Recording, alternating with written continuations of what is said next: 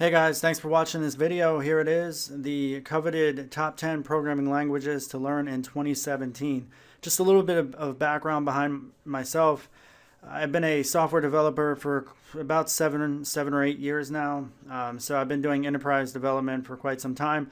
I also created a top 10 list of programming languages to learn last year for 2016. And in that process, the videos received close to roughly 700,000 views or so, with thousands upon thousands of comments from the programming community. So I did a lot more research into this year's list compared to last year's list. So I hope that this will appease a lot of the different industries that are blossoming out there. Now, one thing I do want to mention is that this is still the top 10 programming languages. So this isn't about like, okay, the top 10 newest languages or top 10 that doesn't, that competes with our modern day programming.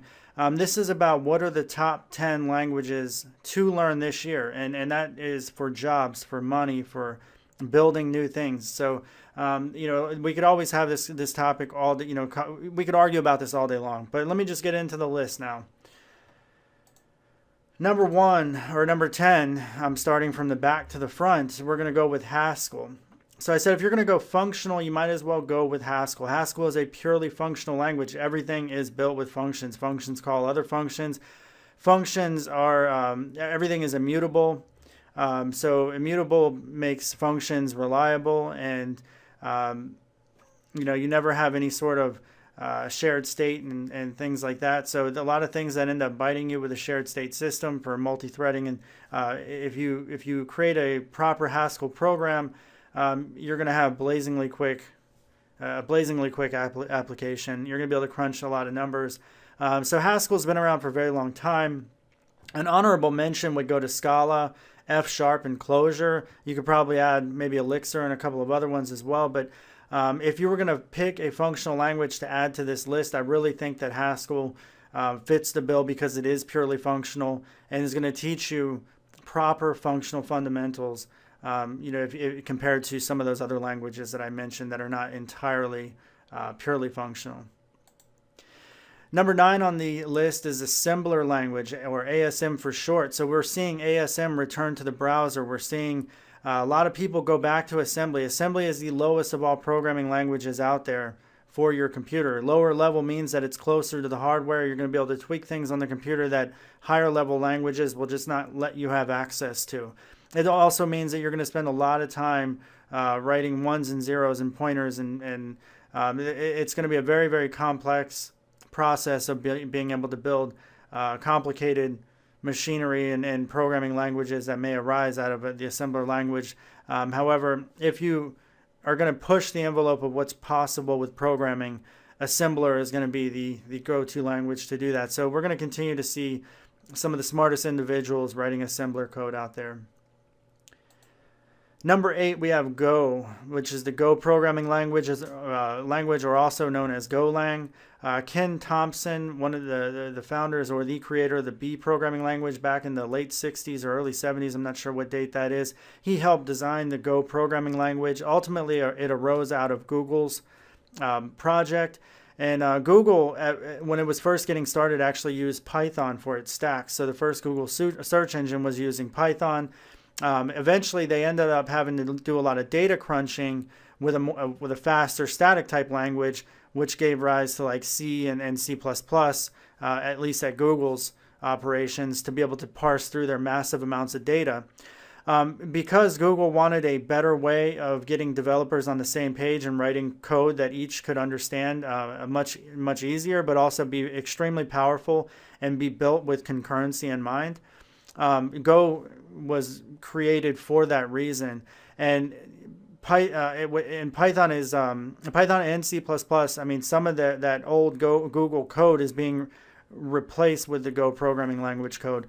Not all of it. I mean, there's still quite a bit of code that you're going to see with those other languages, but Go is going to continue to rise in popularity because anytime you have a company with as much influence as Google, you're definitely going to do good. So continue to see Go rise in 2017. It's somewhat of a slow rise since it's been out for a few years now, but it's definitely a language worth picking up. The next one is number 7, C++. So C++ is built on top of C, which is the Don or the godfather of all programming languages. So C++ still powers many games, GUI applications. When it comes to game engines and things like that, you're going to see a lot of libraries in C# and Python that are just ported from C++ libraries. So if you needed to push the envelope of what those frameworks and engines are doing, you have to know how to use C++. C++ is the language of choice that you're going to use if you get into the game development with Unreal Engine. And it's a language that goes back all the way to the 80s. It's been around for a very long time. Somewhat of a bad rap depending on who you ask. A lot of things have been tacked onto the C++ language, but there has been a resurgence in its popularity over the last, I would say, 10 years. It never really left, but for the longest time, people were saying, oh, well, this or that is going to do away with C++, and eventually we won't need C++ anymore. And that's just not the case. It's still going to continue to be around. There's still quite a bit of jobs using C++, and just continue to see that into 2017. Number 6, this is somewhat of a surprise listing if you watched the video from last year.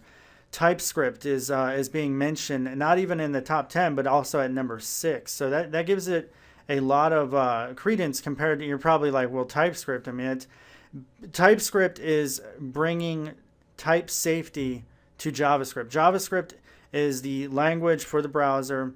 The older JavaScript standard things, there was no block scoping. You had all kinds of, you can consider JavaScript a functional language. Some people will tell you it's not a functional language, but an argument can be made either way. But JavaScript allows you to do a lot of things like passing in JavaScript functions as a first-class citizen. Also, the fact that you don't know what types are being returned from JavaScript functions just by looking at them. So if you have a statically typed programming language like C++ or Java or C#, you can clearly look at a method and understand what type you're going to be getting back. With JavaScript, it's not the case. You can concatenate it all into one line, and you have no idea what's going on without the painstaking process of stepping through it. So it makes things very difficult to work on if you have large development teams. You can ask any large development team, JavaScript is not as easy to be on the same page with as compared to something like C#. So this has given rise to languages built on top of JavaScript which get compiled down to raw JavaScript. We've seen it if you look at what React is doing with JSX, or you see with CoffeeScript. But when you look at all those different flavors of what's being done here, TypeScript is definitely the number one. Overall, those guys, number one, and mainly the main reason for that is because Google has even ditched JavaScript in favor of TypeScript for the new Angular 2.0 project. All the documentation for Angular 2.0 are being done in TypeScript. TypeScript is going to allow you to understand what your functions are returning.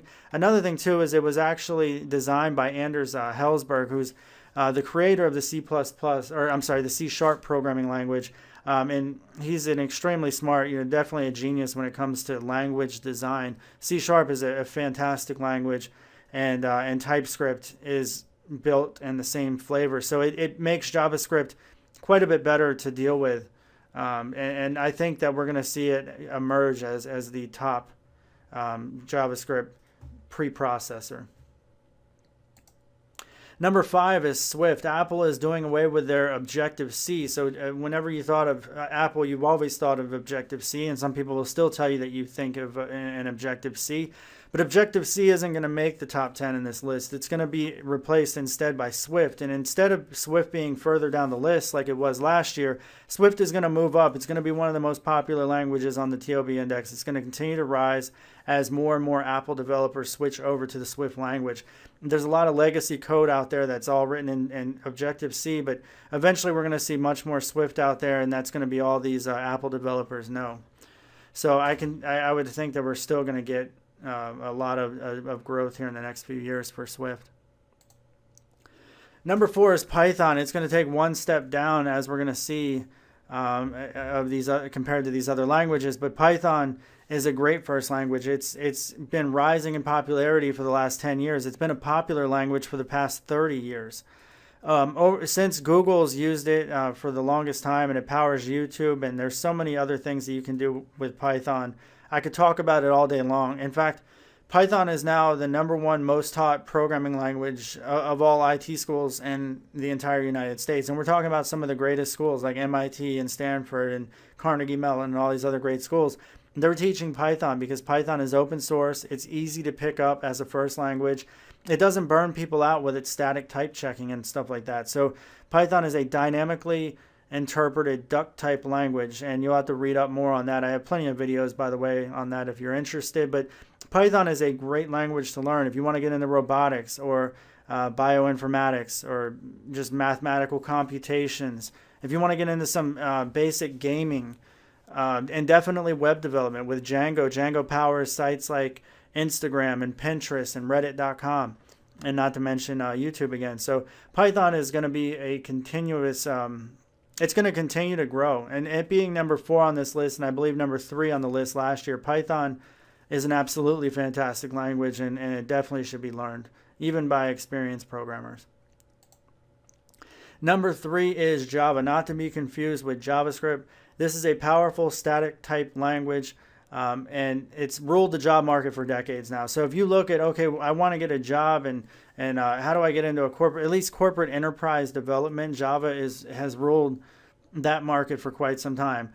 And I don't expect that to change anytime soon. I don't think it's now like the flavor of the month type of thing. It's not like everybody's like, oh, I love Java, I want to jump into the Java train. But Java is somewhat of a necessity. There's so much code out there. There's so much opportunity. If you're a good Java developer, you should be able to find a job a little bit easier than I think than if you were to be a Python or a PHP or a Perl developer for sure. So Java is also the language of choice for the Android framework. So if you want to do a lot of Android development, Java and Android kind of go hand in hand. So we're going to continue to see Java rule the market. So if you're looking for a language and you haven't learned Java, you're definitely not wasting your time learning it.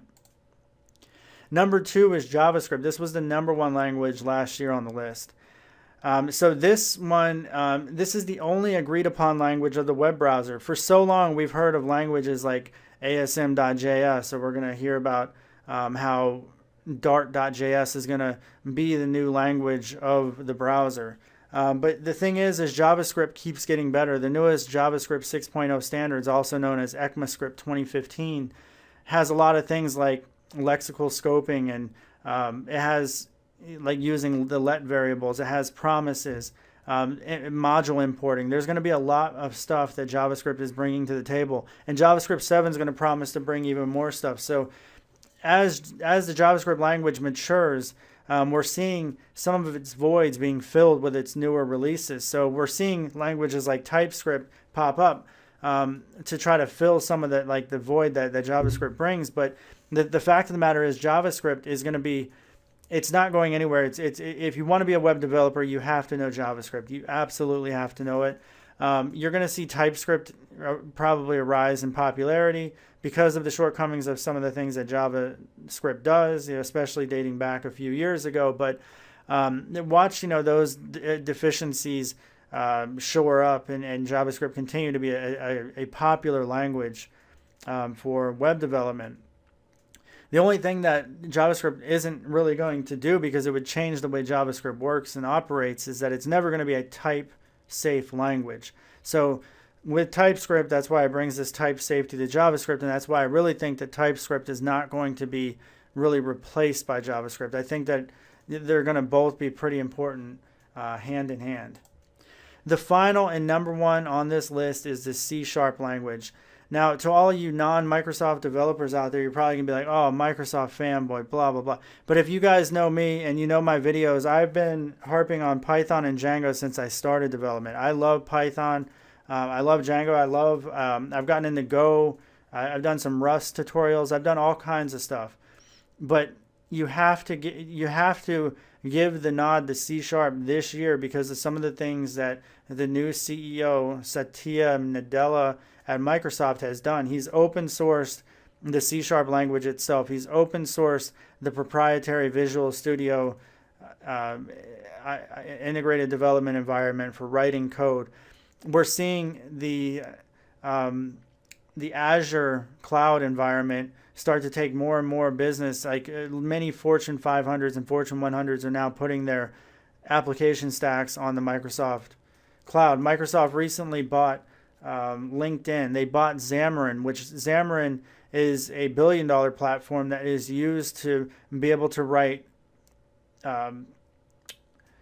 mobile apps using C plus or Objective C, or mobile apps for Android or Apple or even the Windows Phone. You can do all of that stuff in Xamarin. It's also the language of choice behind the Unity game engine. So with Microsoft sitting on nearly $100 billion in cash and going out and buying companies like LinkedIn for 20-some billion dollars, they are going to continue to be a force. And even where they haven't competed due to really turning their back on some of the development community over the last 10 to 15 years, maybe longer, they're starting to gain some of that back. And they have so much money and so much influence that they're able to pretty much buy their way into areas that they really couldn't compete just on the simple fact of programmer love.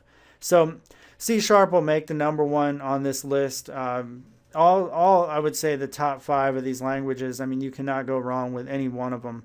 But if you're looking for a language to learn and any one on this list, I don't think you're going to be wasting your time at all in 2017. All right, guys, let the comments begin. Let me know what you think. And here's to 2017.